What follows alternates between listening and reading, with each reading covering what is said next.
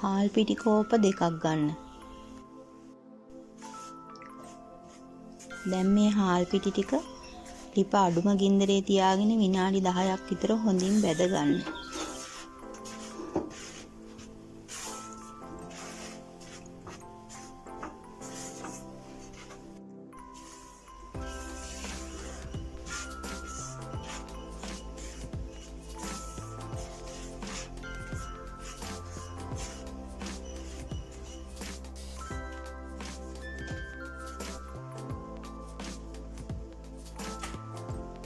විනාඩි 10කට පස්සේ අපි මේකට පිටි කිරි කෝප්ප එකක් එකතු කරගන්නවා.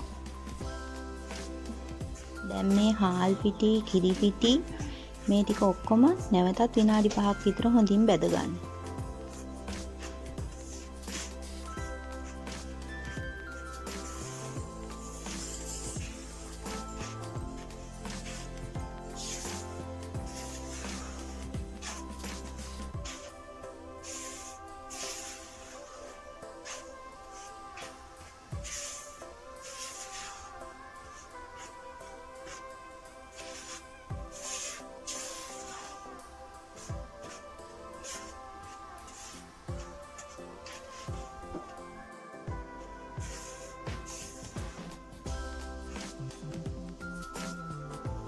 දැන් මේ පිටි එක බැදිලා ඇති. අපි මේක භාජනයකට අයින් කරගමු.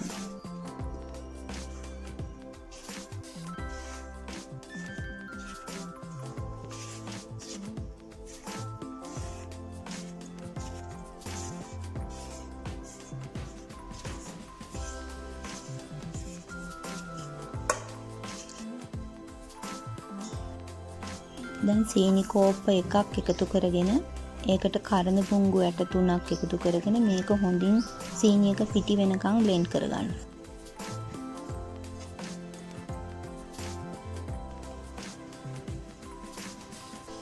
කලින් බැදගත් පිටියකින් ටිකක් මේ විදිහට අයින් කරගන්න.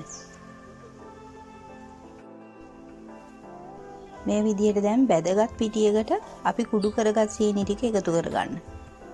ඒකටම රස අණු ලුණු ටිකකුත් එකතු කරගෙන මේ ටික හොඳට කලවම් කරගන්න.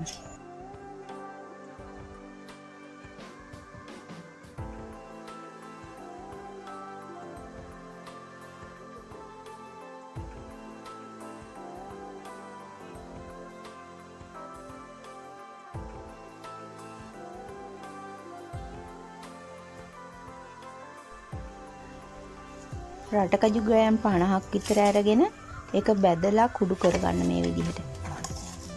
මේ තියෙන්නේ බැදගලා කුඩු කරගත්ත රටකජු. ඒකත් අපි දැන් මේ පිටියකටම එකතු කරගමු.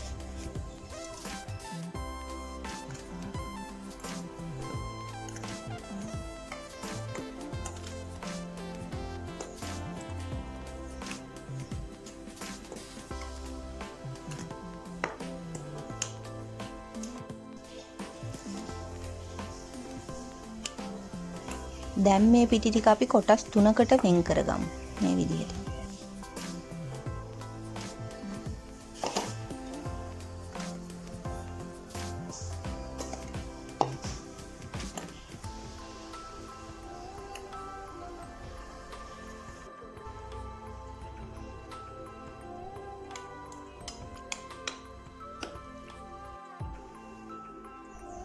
දැන් මම මේකට ආහාර වර්ණක එකතු කරගන්නවා.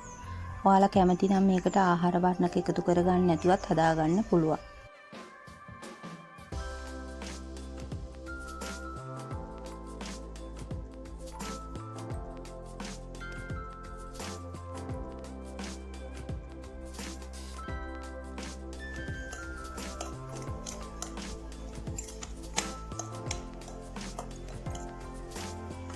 දැන් මේ එකතු කරගන්නේ හොඳින් නටන උණු වතුර.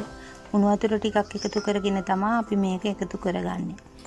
උණු වතුර ටිකක් එකතු කරගෙන මේක හොඳට අනාගෙන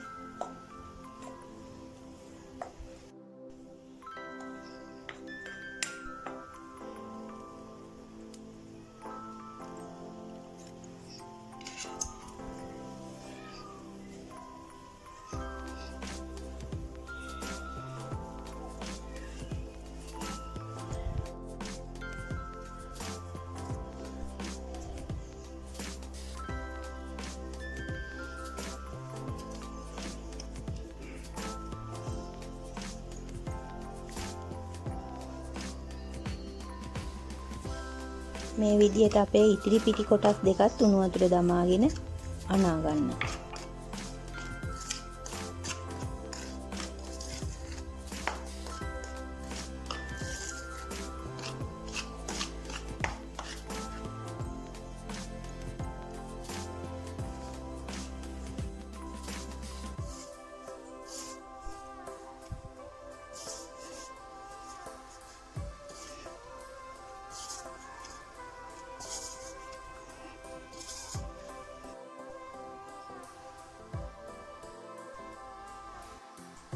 දැන් අපි මේ හදාගත්ත පිටි කොටස් තුනෙන් මේ වගේ පුංචි පුංචි අග්ගලා හදාගන්න තමයි තියෙන්නේ.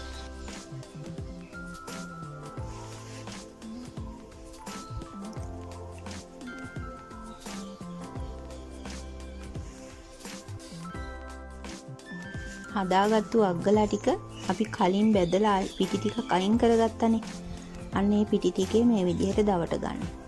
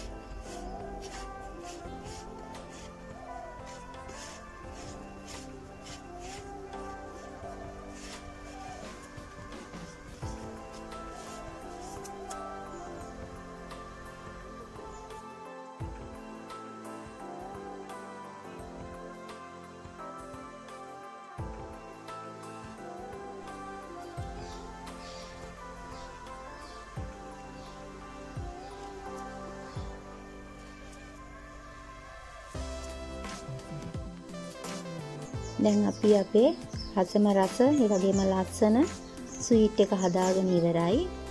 ඉතින් ඔයාලත් මේක ළඟ වෙන සිංහල අලුත් අවුරුද්දට හදලා බලන්න. මේක ගොඩාක් රසයි ඒ වගේම ලස්සනයි. මේකේ රස ඇත්තටම අර අපි හදන කිරි අලුවා වගේ. කිරි අලුවා වල රස තමයි එන්නේ. ඉතින් ඔයාලත් මේක හදලා බලලා කොහොමද රස කියලා මට කමෙන්ට් එකක් තියන්න.